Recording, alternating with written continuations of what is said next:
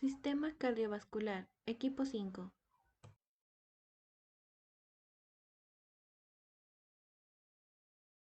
La sangre es muy importante en nuestro cuerpo y tiene distintas funciones y propiedades. La sangre tiene tres funciones generales. La primera, transportar. La sangre transporta oxígeno desde los pulmones hacia las células del cuerpo y dióxido de carbono desde las células hacia los pulmones. También lleva nutrientes desde el tracto gastrointestinal hacia las células y hormonas, desde las glándulas endocrinas hacia otras células de nuestro cuerpo. También transporta calor y productos de desechos hacia diferentes órganos para que sean eliminados de nuestro cuerpo. La segunda es la regulación. La sangre circulante ayuda a mantener la homeostasis de todos nuestros líquidos corporales. Ayuda a regular el pH por medio de la utilización de sustancias amortiguadoras y sustancias que convierten en débiles los ácidos o las bases fuertes. También contribuyen al ajuste de la temperatura corporal a través de las propiedades refrigerantes y la absorción del calor del agua. La tercera es la protección. La sangre puede coagularse, lo cual previene su pérdida excesiva del sistema circulatorio tras una lesión, más aún sus glóbulos blancos, que son los que nos protegen de las enfermedades llevando a cabo la fagocitosis. Diversas proteínas sanguíneas como los anticuerpos, interferones y los factores del sistema del complemento contribuyen a protegernos contra las enfermedades en una variedad de formas. Las características físicas y los componentes principales de la sangre.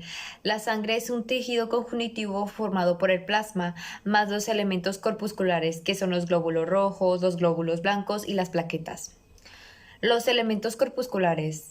Los elementos corpusculares de la sangre incluyen tres componentes principales: los glóbulos rojos, los glóbulos blancos y las plaquetas. Los glóbulos rojos y los glóbulos blancos son células completas, mientras que las plaquetas son fragmentos celulares. Los glóbulos rojos y las plaquetas tienen tan solo unas pocas funciones, mientras que los glóbulos blancos tienen un gran número de funciones especializadas. Hay distintos tipos de glóbulos blancos: los neutrófilos, linfocitos, monocitos, esófilos y basófilos, cada uno con sus diferentes aspectos microscópicos. El porcentaje del volumen total de sangre ocupado por los glóbulos rojos se denomina hematocrito. Un hematocrito de 40 indica que el 40% del volumen sanguíneo estará compuesto por glóbulos rojos. El rango normal del hematocrito para las mujeres adultas es de 38 a 46%, mientras que para el hombre adulto es de 40 a 54%. Voy a explicar el origen de la sangre y la producción de las células sanguíneas, llamada hematopoiesis. Esto ocurre principalmente en la médula ósea normal del hematocrito. Para las mujeres adultas es de 38 a 46%, mientras que para el hombre adulto es de 40 a 54%. Voy a explicar el origen de la sangre y la producción de las células sanguíneas, llamada hematopoiesis. Esto ocurre principalmente en la médula ósea roja después del nacimiento. Como podemos observar en la referencia, existen distintos tipos y subtipos de las células. Las células madres pluripotenciales. Estas son unas células que tienen la capacidad de diferenciarse en diversos tipos celulares. En los neonatos, toda la médula ósea es roja y por lo tanto activa en la producción de las células sanguíneas. Durante el crecimiento del individuo y en su adultez, la tasa de formación de la célula sanguínea disminuye. La médula ósea roja en la cavidad medular de los huesos largos se hace inactiva y es reemplazada por la médula ósea amarilla, que esta está compuesta por su mayoría de células adiposas. Durante la hemopoiesis, algunas de las células miloides se diferencian en células progenitoras. Otras células miloides y las células linfoides desarrollan directamente unas células precursoras. Las células progenitoras no son capaces de reproducirse y están comprometidas a dar origen a elementos de la sangre más específicos. Las células progenitoras, al igual que las células madre, se asemejan a los linfocitos y no pueden ser reconocidos por su apariencia microscópica. Las células de la siguiente generación se conocen como las células precursoras o células plastas. Tras varias divisiones celulares, estas últimas desarrollan elementos corpulares de la sangre. Por ejemplo, los monoplastos producen monocitos y así sucesivamente se van reproduciendo. Las células precursoras tienen un aspecto microscópico reconocible. Ahora voy a hablar sobre los glóbulos rojos y los glóbulos blancos. Los glóbulos rojos son los que suministran oxígeno desde los pulmones hacia los tejidos y órganos, y los glóbulos blancos son los que combaten las infecciones y también son parte del sistema inmunitario del cuerpo. Los glóbulos rojos o GR, o también llamados eritrocitos, contienen la proteína transportadora de oxígeno, la hemoglobina, que es el pigmento que se encarga de darle a la sangre el color rojo. A diferencia de los glóbulos rojos, los glóbulos blancos o leucocitos también llamados, tienen un núcleo y otros orgánulos, pero no tienen hemoglobina. Los glóbulos blancos se clasifican como agranulares o agranulares, dependiendo que si tienen gránulos citoplasmáticos notables llenos de sustancias químicas que son visibles por técnicas de tinción. Hola, buenos días. Mi nombre es Emilio Fernando. Hoy les voy a hablar sobre las plaquetas. Me tocó el tema de las plaquetas y les voy a decir su definición y todo lo que constituye las plaquetas. Bueno, las plaquetas son fragmentos de las células grandes de la médula ósea. Las plaquetas se liberan desde los megacariocitos en la médula ósea roja. Estos entran en circulación sanguínea. Hay entre 15.000 y 400.000 plaquetas en cada unidad de sangre. Estos tienen forma de discos de 2 a 4 milímetros y de diámetro también, y muchas vesículas, pero estos carecen de núcleo. Estos también ayudan a la coagulación de la sangre en los vasos sanguíneos, formando un tapón plaquetario. Estos, su promedio de vida es regularmente de 5 a 9 días, y después de ese día, las plaquetas muertas son eliminadas por los macrófagos esplénicos y hepáticos. Hola, a continuación les voy a hablar sobre los glóbulos blancos y sus significados dependiendo, ya sean altos o bajos, y lo que indican. Bueno, pues primero veremos los neutrófilos. Estos se encargan de las infecciones y ayudan a combatirlas. Los neutrófilos en cantidades bajas se deben a exposición a la radiación, toxicidad por fármacos y la deficiencia vitaminaria. En sus niveles altos significa que la infección, bueno, es lo que quiere decir la infección bacteriana, quemaduras, estrés, inflamación. Después están los linfocitos, que estos pues ayudan a las alergias en cantidades altas, que quieren decir pues infecciones virales y ciertos tipos de leucemia. En cantidades bajas quieren decir enfermedades prolongadas, en monosupresión y tratamientos con corticoides. Bueno, a continuación vamos a hablar de los monocitos. Estos se encargan de destruir virus e incluso células tumulares Estos en altas cantidades se pueden decir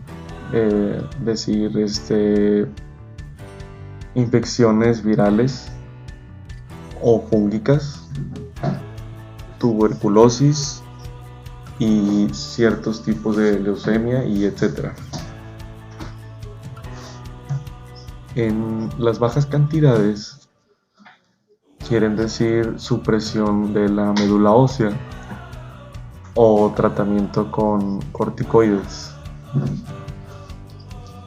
Después, eosinófilos están también. Estos se encargan de las infecciones. Los eosinófilos se encargan de infecciones parasitarias. Estos las altas cantidades pueden causar reacciones alérgicas, infecciones parasitarias, enfermedades autoinmunitarias. En bajas cantidades, estas pueden presentar toxicidad por fármacos y pues el estrés también. Después vamos con los basofilios. Los basofilios se encargan de las reacciones alérgicas y el asma, pues en algunas ocasiones. Estas en algunas cantidades o en altas cantidades pueden presentar reacciones alérgicas, leucemia, neoplasias y hipotiroidismo. También en bajas cantidades pueden ser por el embarazo o por la ovulación, estrés. Bueno, por último, tenemos los macrófagos, que estos ayudan a la destrucción de bacterias y organismos dañinos. Bueno, y también después hablaremos del trasplante de médula ósea. Esta es la sustitución de la médula ósea roja anormal o cancerosa por una médula sana, con el fin de lograr reencuentros normales de células sanguíneas.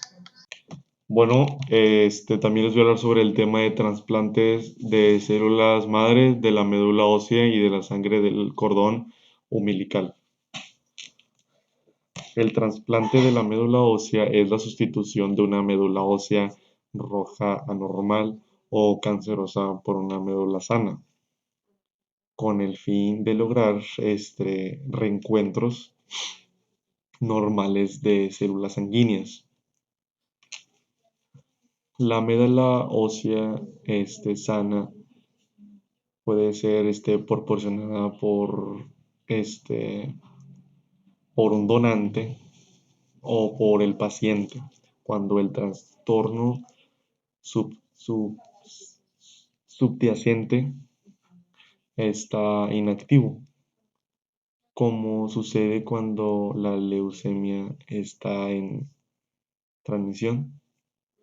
Los trasplantes de la médula ósea se usan en tratamientos de anemias aplásicas, ciertos tipos de leucemia, inmunodeficiencias combinadas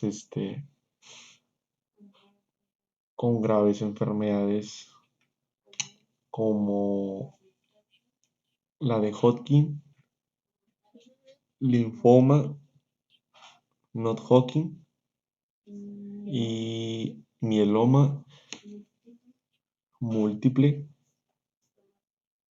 talasemia, anemia y o cáncer de mama, etcétera.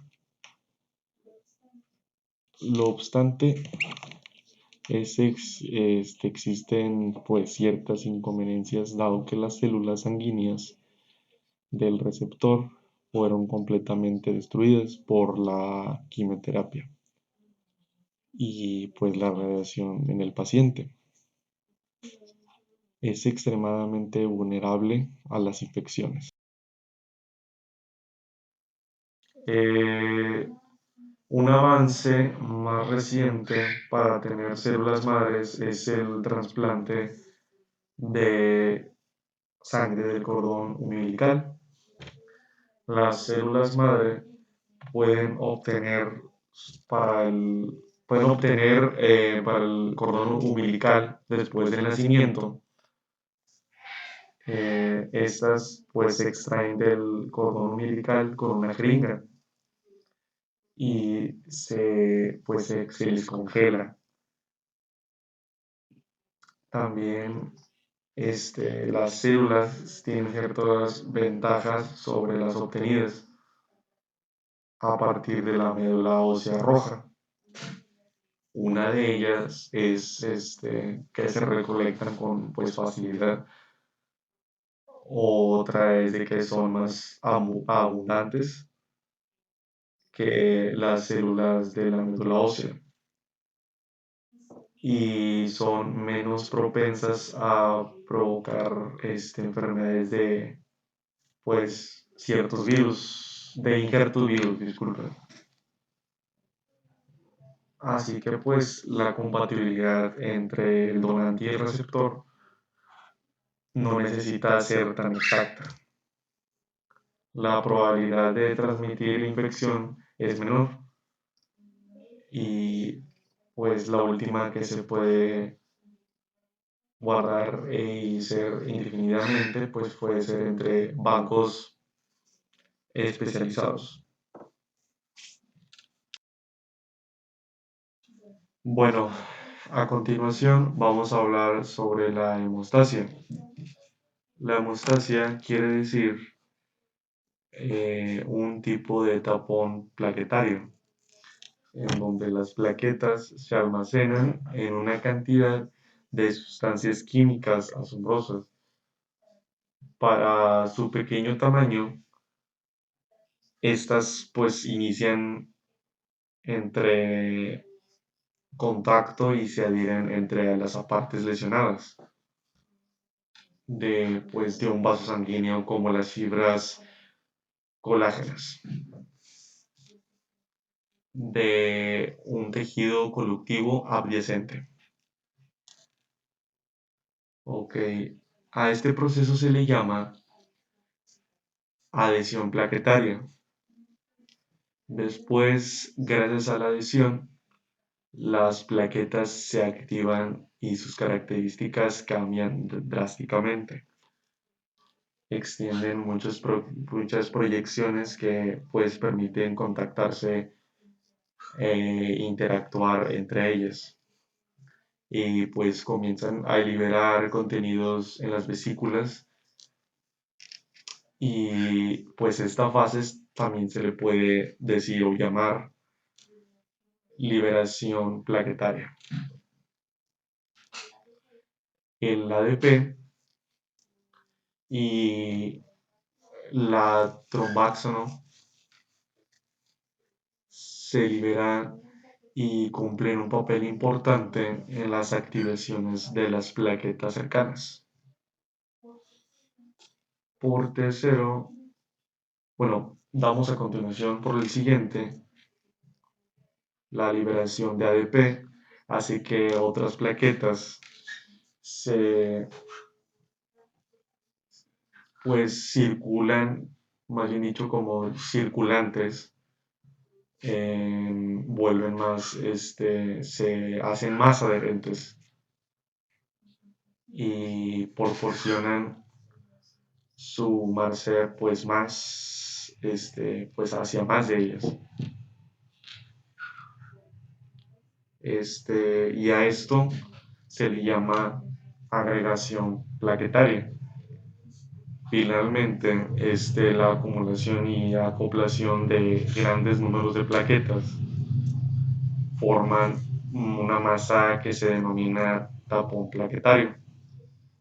Este tapón es muy efectivo, que es efectivo por la pérdida de sangre y en un vaso pequeño. Aunque pues al principio el tapón sea poco sólido, se vuelve bastante firme al ser reforzado por, por las hebras de fibrina formadas durante la coagulación. Un tapón plaquetario puede detener el sangrado si la lesión del vaso no es demasiado grande, es por decir que esté pequeña.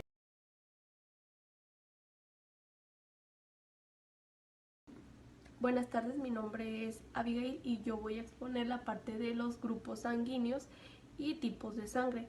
Los eritrocitos contienen una variedad genéticamente determinada de antígenos compuestos por glucoproteínas y glucolipídicos. Estos antígenos llamados aglutinógenos, se encuentran en combinaciones, entonces conforme a la presencia o ausencia de diferentes antígenos se forman lo que son los grupos de sangre. Y bueno, un ejemplo de estos es el grupo AB0. Aquí les voy a mostrar una imagen. Espero que se alcance a ver. Ahí se los voy a mostrar. Bueno, el grupo AB0, el sistema AB0 está basado en dos antígenos glucolipídicos llamados A y B. Las personas cuyo GR solo exponen antígeno A tienen sangre del tipo A. Aquellos que solamente, tienen el tipo B son del grupo B, entonces los individuos que tienen antígenos tanto A como B son del grupo AB y los que no tienen ninguno son del tipo 0.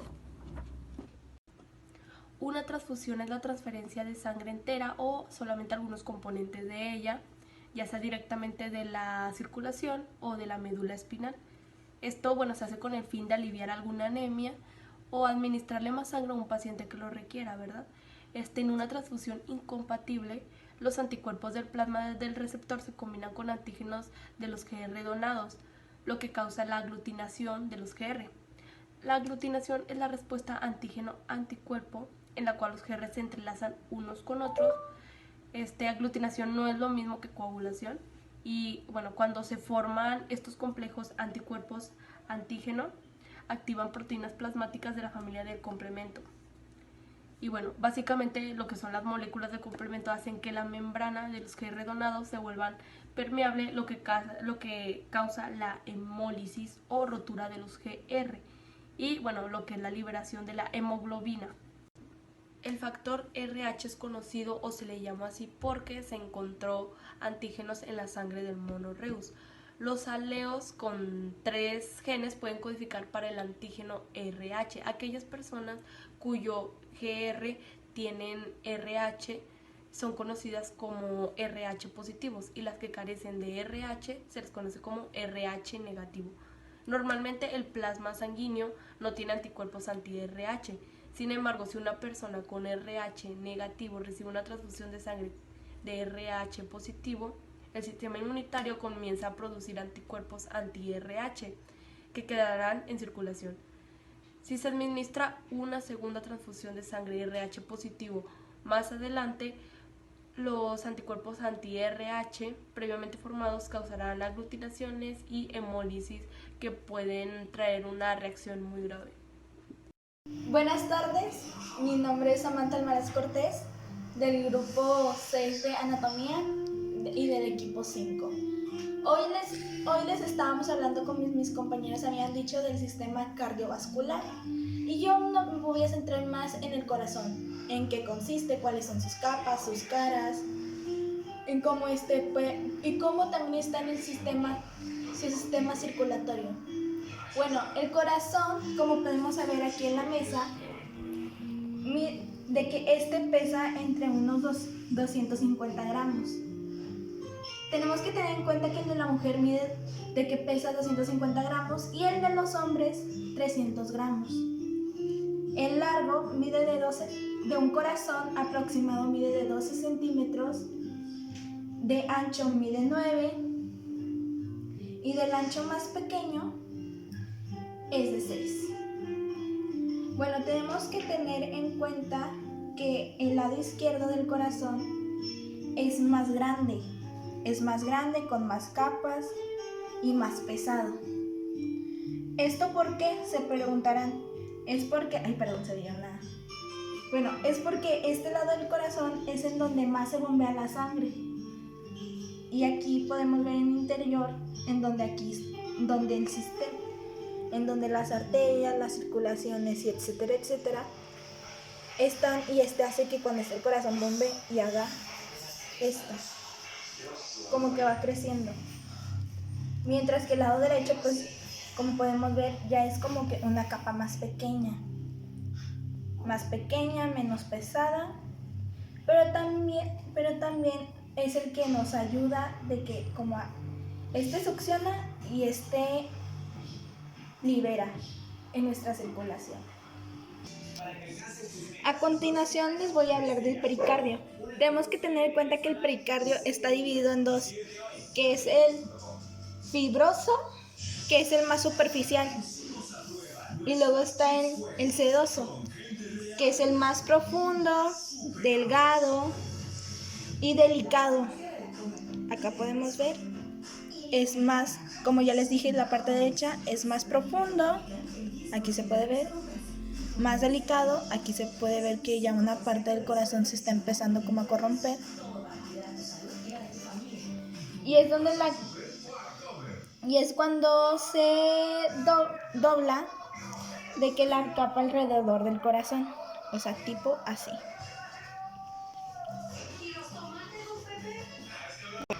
Ahora les voy a hablar de las capas de la pared cardíaca, o sea, las de acá. Está dividido en 3 capas, que es el epicardio, que está compuesto por 2 planos estisulares, que el más externo es una lámina delgadita. O sea, lo podemos, miren, déjenme acerco más. Esto es la grasa, esto no hay que tomarlo en cuenta. O sea, aquí pueden ver que en la parte transparente, esta es la capa delgadita del corazón. Bueno, luego está el meticardio sedoso, que está formada por el mesotelio y el tejido adiposo predomina. Bueno, como les decía, el tejido adiposo predomina y se engrosa sobre las superficies verticulares, donde rellenan las arterias coronales principales y los vasos sanguíneos. Y el pericardio contiene vasos sanguíneos linfáticos y vasos que irrigan. Y por último, el miocardio es un tejido muscular cardíaco que confiere volumen, o sea, eso hace que se vea como que anchito el corazón. Y este bombea y representa el 95% de la pared cardíaca.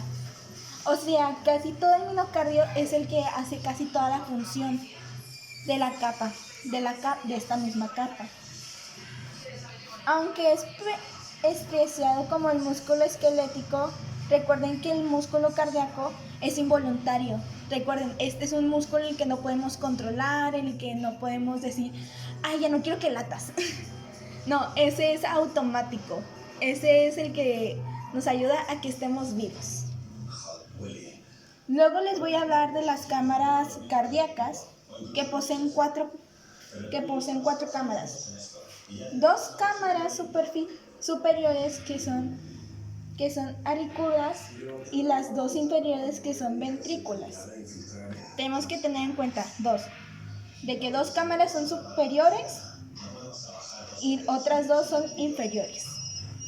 Bueno, ya que expliqué estas, ahora les voy a hablar de que ya en general la estructura del corazón.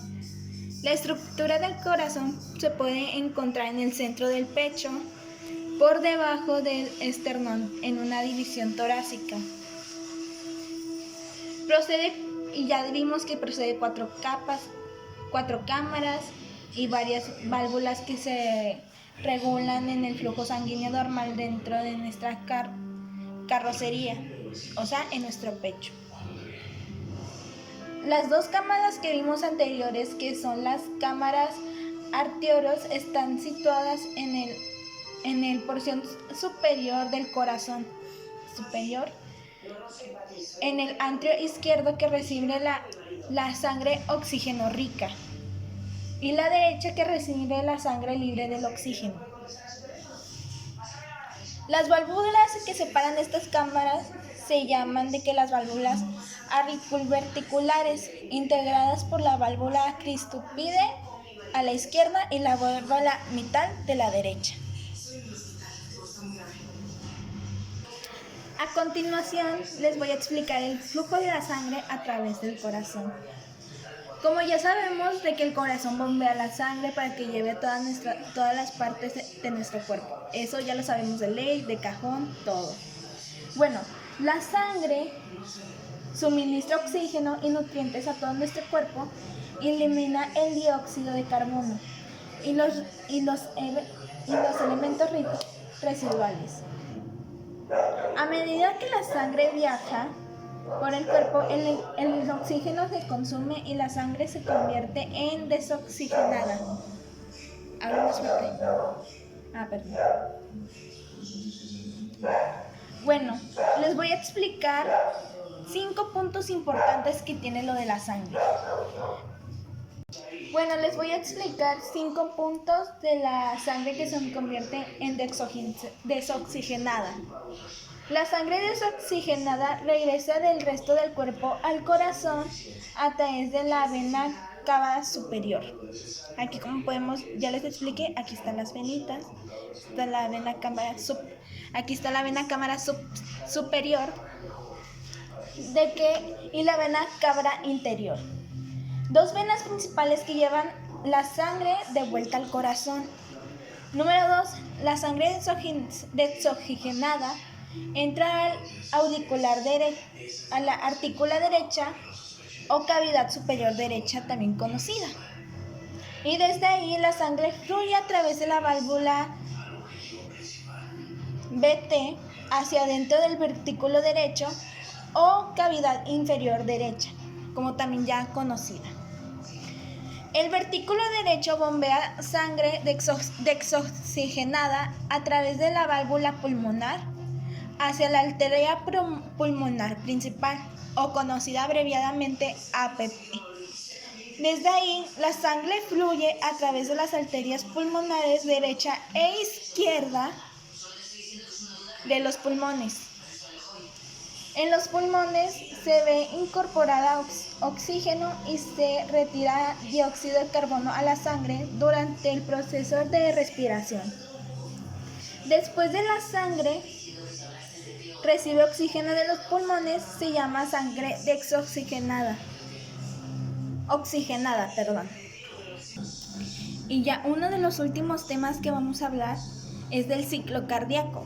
Tenemos que tener mucha atención en esta parte porque es la más complicada del ciclo cardiovascular.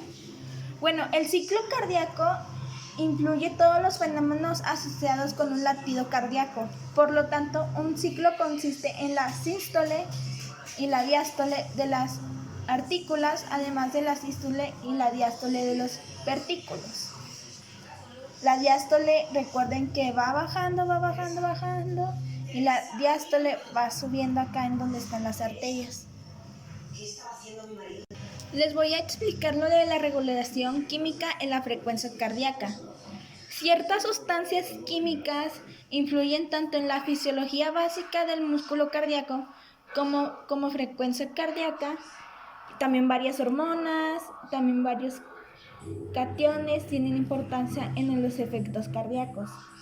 Bueno, en las hormonas, la adrenalina y la noradrenalina aumentan la contractilidad cardíaca.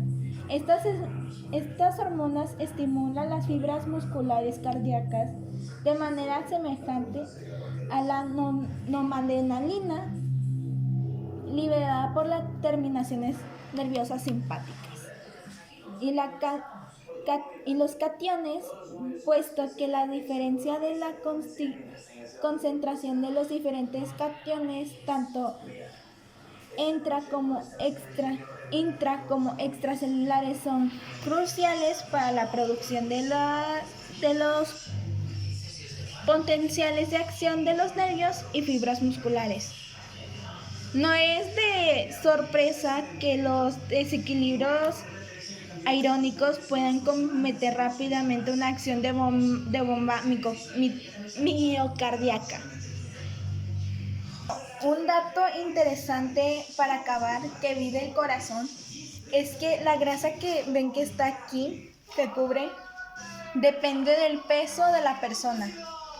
O sea, con la medida que vamos de que creciendo y nuestro peso y también nuestro metabolismo y el área en donde crecemos, de que la grasa del corazón va aumentando y hace como que si fuera una capa de protectora.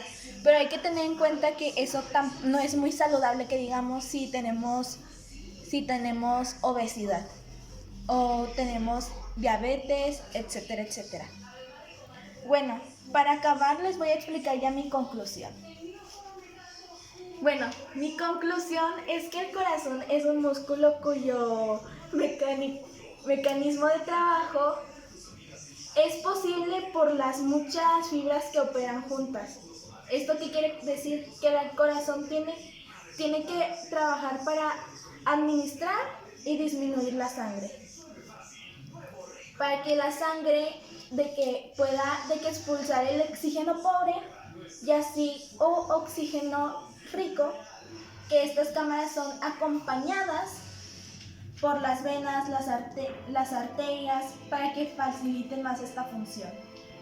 Y como todas unas piezas de trabajo, como una maquinaria estaba medio sudando. De que el corazón bombea con mucho éxito la sangre fácilmente.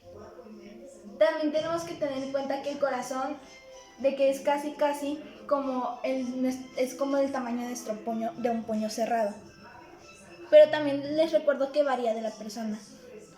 Bueno, hasta aquí yo terminé de explicarles y ahora sigue mi compañera para terminar ya.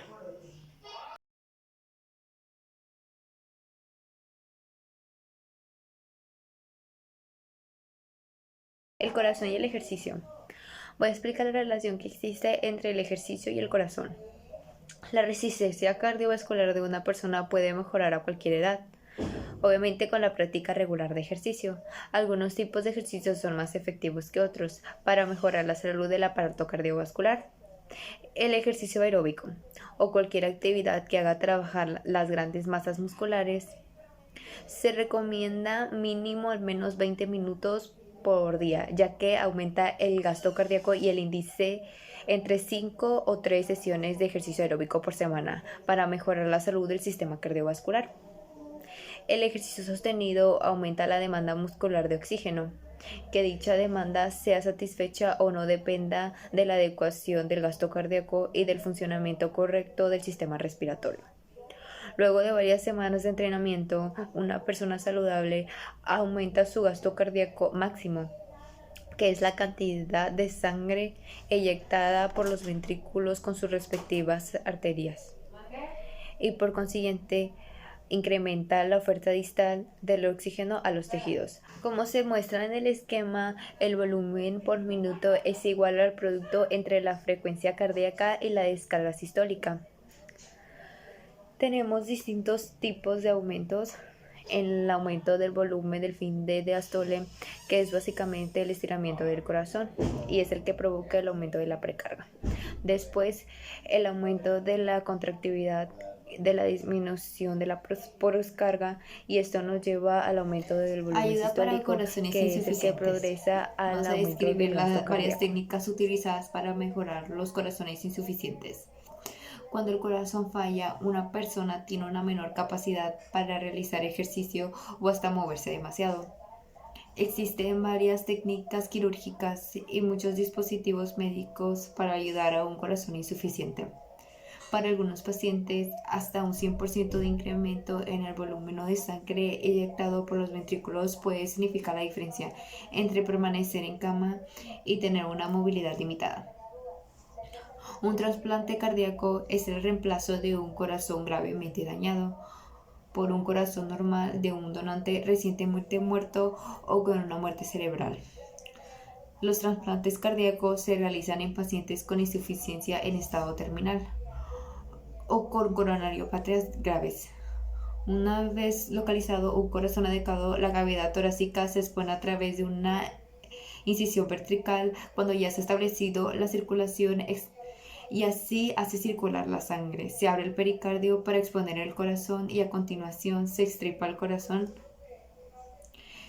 Se recorta y sutura el corazón donante en una postura tal que el remanente de la artícula izquierda y los grandes vasos queden conectados con el corazón nuevo. El corazón en su sitio se reinicia para que la sangre vuelva a circular por el individuo.